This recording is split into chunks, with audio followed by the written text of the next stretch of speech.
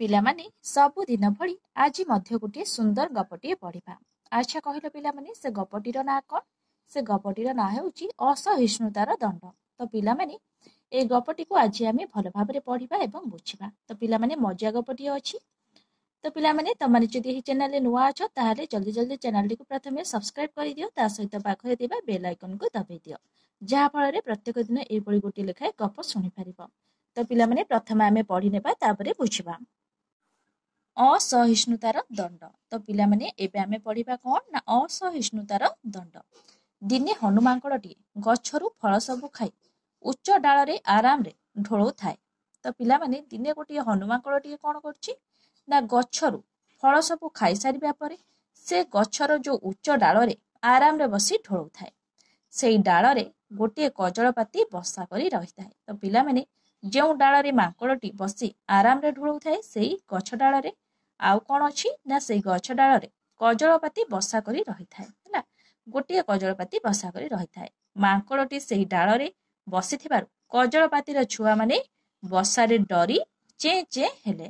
ତ ପିଲାମାନେ ଯେହେତୁ ମାଙ୍କଡ଼ଟି ଯାଇକି ଫଳ ସବୁ ଖାଇସାରିଲା ପରେ ସେ ଡାଳରେ ବସି ଯାଇଛି, ଆଉ ସେ ଡାଳରେ କଜଳପାତି ଛୁଆ ମଧ୍ୟ ଅଛନ୍ତି। ସେ କଜଳପାତିର ଛୁଆ ଯେହେତୁ ଛୋଟ ଛୋଟ, ସେଥିପାଇଁ ସେ ମାଙ୍କଡ଼କୁ ଦେଖିବା ପରେ ଚେଁ ଚେଁ ଶବ୍ଦ କହିଛନ୍ତି, ବହୁତ ଜୋର ଡରି ଯାଇଛନ୍ତି ମଧ୍ୟ। ସେଇ ଚେଁ ଚେଁରେ ମାଙ୍କଡ଼ର ଶୋଇବାରେ କ'ଣ ବ୍ୟାଘାତ ହେଲା। ତ ପିଲାମାନେ ଯେହେତୁ ଚେଁ ଚାଁ ଶବ୍ଦ କଲେ ସେଇଠୁ ମାଙ୍କଡ଼ର ଶୋଇବାରେ କ'ଣ ବ୍ୟାଘାତ ହେଲା, ମାଙ୍କଡ଼ ଆଉ ଭଲସେ ଶୋଇପାରିଲା ନାହିଁ। ମାଙ୍କଡ଼ ବିରକ୍ତ ହୋଇ ଭାବିଲା ଏ କଜଳପାତିର ଛୁଆଙ୍କର ଚେଁ ଚେଁରେ ଆରାମରେ ଶୋଇପାରୁନି। ତ ପିଲାମାନେ ସେଇଠୁ ମାଙ୍କଡ଼ ବିରକ୍ତ ହେଲା, ଯେହେତୁ ଚେଁ ଚେଁ ଶବ୍ଦ କରିକି ସେଇଠୁ କଜଳପାତିର ଛୁଆମାନେ ତାକୁ ଶୋଇବାକୁ ଦେଉନାହାନ୍ତି, ସେଇଠୁ ସେ କଜଳପାତିର ଛୁଆଙ୍କ ଉପରେ ଭାରି ବିରକ୍ତ ହେଲା। ସେଇଠୁ କ'ଣ ହେଲା ପିଲାମାନେ ଦେଖିବା। ସେ ଭାବିଲା ସେଇ ଡାଳର ଅଗରେ ଥିବା କଜଳପାତିର ବସାକୁ ଭାଙ୍ଗିଦେଲେ ତା ଛୁଆ ଗୁଡାକ ତଳେ ପଡିଯିବେ। ତ ପିଲାମାନେ ସେଇଠୁ ମାଙ୍କଡ଼କୁ ଯେହେତୁ କଜଳପାତିର ଛୁଆମାନେ ଶୋଇବାକୁ ଦଉନାହାନ୍ତି ଶାନ୍ତିରେ, ସେଇଠୁ ମାଙ୍କଡ଼ ସେଇଠୁ କ'ଣ ଭାବିଲା ନା ସେଇ ଯୋଉ ଗଛ ଡାଳରେ ଥିବା କଜଳପାତିର ବସାକୁ ଭାଙ୍ଗିଦେଲେ ତାର ଛୁଆ ଗୁଡିକ ତଳେ ପଡିଯିବେ। ତାପରେ ତାକୁ ଆଉ ଶୋଇବାରେ କେହି ହଇରାଣ କରିବେନି, କାହିଁକି ନା ଡାଳର ଅଗକୁ ଗଲେ ଡାଳ ଭାଙ୍ଗିଯିବ। ତ ପିଲାମାନେ ସେଇଠୁ ସେ ଭାବିଲା କ'ଣ ନା ତାଙ୍କର ବସା ଗୁଡିକ ଭାଙ୍ଗି ତଳେ ପକାଇଦେଲେ ତାଙ୍କୁ ଆଉ କେହି ହଇରାଣ କରିବେନି ଶୋଇଲା ବେଳେ। ତ ସେ ସେଇଠୁ କ'ଣ କରିବ ନା ଆରାମରେ ଶୋଇବ। ସେଠୁ ସେ ସେଇ ଡାଳରେ କିଛି ବାଟ ଯାଇ ସେ ଡାଳକୁ ହଲାଇଲା, ଯେମିତି କଜଳପାତିର ବସା ଗଳି ପଡୁ। ତ ପିଲାମାନେ ସେଇଠୁ ସେ କ'ଣ କଲା, ସେ ଆଉ ଡେରି ନ କରି କିଛି ବାଟ ଯାଇ ସେ ଡାଳକୁ ହଲାଇଲା, ଯେମିତି କଜଳପାତିର ବସା ଗଳି ପଡିବ, ତଳେ ପଡି ଭାଙ୍ଗିଯିବ। ଏହି ସମୟରେ ବାପା ମା କଜଳପାତି ଦୁହେଁ ବସାକୁ ଫେରିଲେ। ତ ପିଲାମାନେ ସେ ଯୋଉ କଜଳପାତିର ଛୁଆ ଗୁଡିକ ଥିଲେ ତାଙ୍କର ବାପା ମା ସେଇ ସମୟରେ କ'ଣ କଲେ ନା ବସାକୁ ଫେରିଲେ।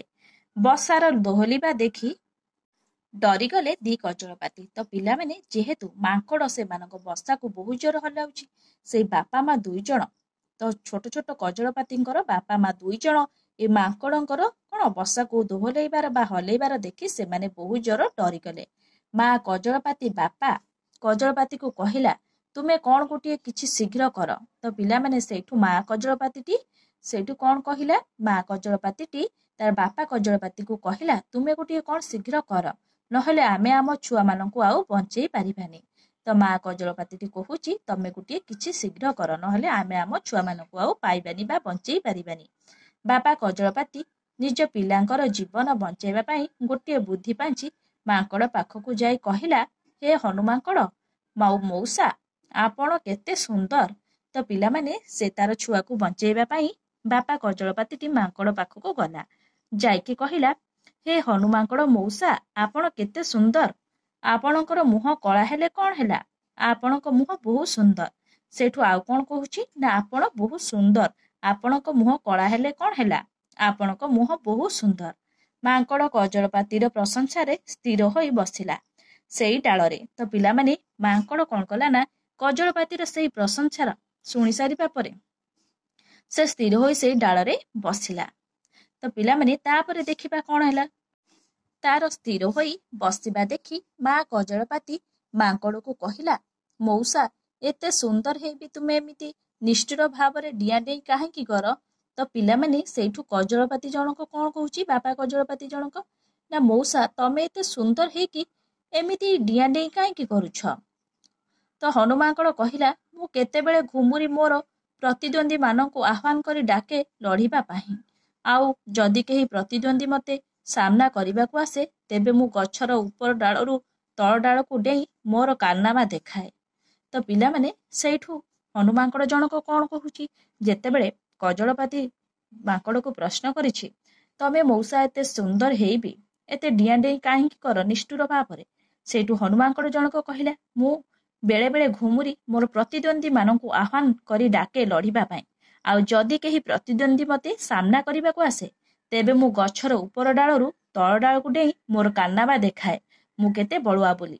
ତ ଏ କଥା ଶୁଣି କଜଳପାତିର ଛୁଆଗୁଡ଼ିକ ପୁଣି ଡରି ଚେଁ ଚେଁ ହେଲେ। ତ ପିଲାମାନେ ହନୁମାଙ୍କଡ଼ ମୁହଁରୁ ଏଭଳି କଥା ଶୁଣିବା ପରେ କଜଳପାତିର ଛୁଆଗୁଡ଼ିକ ଡରି ପୁଣି ଚେଁ ଚେଁ ହେଲେ।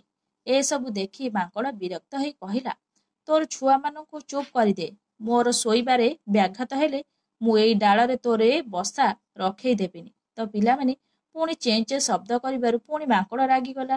ପୁଣି ବିରକ୍ତ ହେଇ କହିଲା, ତୋର ଏଇ ଛୁଆମାନଙ୍କୁ ଚୁପ୍ କରିଦେ। ମୋର ଶୋଇବାରେ ବ୍ୟାଘାତ ହେଲେ ବା ମୋତେ ସେମାନେ ଶୋଇ ନଦେଲେ ମୁଁ ଏଇ ଗଛ ଡାଳରେ ଏ ବସା ରଖେଇ ଦେବିନି। ମାଙ୍କଡ଼ର ଗର୍ବ କଥା ଶୁଣି ବାପା କଜଳପାତି ଭାବିଲା, ଏ ହନୁମାଙ୍କଡ଼ଟା ଭାରି ଦୁଷ୍ଟ। ଯିଏ ଦୁଷ୍ଟ ତାକୁ ନ ଡରିଲେ ସେ ବହୁତ କ୍ଷତି କରିବ। ତ ପିଲାମାନେ ମାଙ୍କଡ଼ର ମୁହଁରୁ ଏଭଳି କଥା ଶୁଣିବା ପରେ ସେଠୁ ବାପା କଜଳପାତିଟି କ'ଣ ଭାବିଲା, ନା ଯିଏ ଦୁଷ୍ଟ ତାକୁ ନ ଡରିଲେ ସେ ବହୁତ କ୍ଷତି କରିବ। ଏଣୁ ବାପା କଜଳପାତି ମାଙ୍କଡ଼କୁ ଅନୁନୟ ହୋଇ କହିଲା, ମଉସା ତୁମେ କେତେ ସୁନ୍ଦର, ତାପରେ ତୁମେ ସବୁ ଗଛ ଉପରକୁ ଚଢ଼ି ପାରୁଛ। ତୁମେ ଆଉ କେଉଁ ଗଛରେ ଚଢ଼ି ତୁମେ ଶୋଇପାରନ୍ତନି? କଜଳପାତିର କଥାରେ ମାଙ୍କଡ଼ ବହୁ ରାଗିଯାଇ କହିଲା, ତୁ ତ ଉଡ଼ି ପାରୁଛୁ, ତୁ ଯାଇ ଆଉ କେଉଁ ଗଛରେ ଯାଇ ବସା କରୁନୁ। ତ ପିଲାମାନେ ସେଇଠୁ ବାପା କଜଳପାତିଟି ତା ଛୁଆମାନଙ୍କୁ ବଞ୍ଚେଇବାକୁ ଯାଇ ମାଙ୍କଡ଼କୁ କ'ଣ କହିଲା, ତୁମେ ତ ବହୁତ ସୁନ୍ଦର, ତୁମେ ସବୁ ଗଛକୁ ଚଢ଼ି ପାରୁଛ, ତୁମେ ଆଉ କେଉଁ ଗଛରେ ଚଢ଼ି ତୁମେ ଶୋଇପାରନ୍ତନି? ସେଇଠୁ ଏ କଥା ଶୁଣିବା ପରେ କଜଳପାତିର ମୁଖରୁ ମାଙ୍କଡ଼ଟି ଆହୁରି ବହୁତ ଜୋରରେ ରାଗିଗଲା। ରାଗିଯାଇ କ'ଣ କହିଲା, ନା ତୁ ତ ଉଡ଼ି ପାରୁଛୁ, ତୁ ଯାଇ ଆଉ କେଉଁ ଗଛରେ ଯାଇ ବସା କରି ରହୁନୁ। ସେଇଠୁ କଜଳପାତି କହିଲା, ତୁମେ ଏବେ ସଙ୍ଗେ ସଙ୍ଗେ ଆଉ କେଉଁ ଗଛକୁ ଚଢ଼ି ଶୋଇପାରିବ, କିନ୍ତୁ ମୁଁ ସଙ୍ଗେ ସଙ୍ଗେ ଆଉ କେଉଁ ଗଛରେ ବସା ବାନ୍ଧି ପାରିବିନି। ଆଉ ଗୋଟିଏ ବସା ବାନ୍ଧିବାକୁ ମୋତେ ବହୁତ ଦିନ ଲାଗିଯିବ। ସେଇଠୁ ପିଲାମାନେ ମାଙ୍କଡ଼ ପାଖରୁ ଏଭଳି କଥା ଶୁଣି ସାରିବା ପରେ କଜଳପାତିଟି କହିଲା, ତୁମେ ଏବେ ସଙ୍ଗେ ସଙ୍ଗେ ଆଉ କେଉଁ ଗଛକୁ ଚଢ଼ି ଶୋଇପାରିବ, କିନ୍ତୁ ମୁଁ ସଙ୍ଗେ ସଙ୍ଗେ ଆଉ କେଉଁ ଗଛରେ ବସା ବାନ୍ଧି ପାରିବିନି। ଆଉ ଗୋଟିଏ ବସା ବାନ୍ଧିବାକୁ ହେଲେ ମୋତେ ବହୁତ ଦିନ ଲାଗିଯିବ।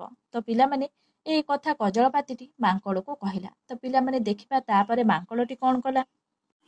ହନୁ ମାଙ୍କଡ଼ କହିଲା, ତତେ ବେଶୀ ଦିନ ଲାଗୁ କି ସଙ୍ଗେ ସଙ୍ଗେ କର, ମୋର ସେଥିରେ କିଛି ଯାଏସ୍ ନାହିଁ।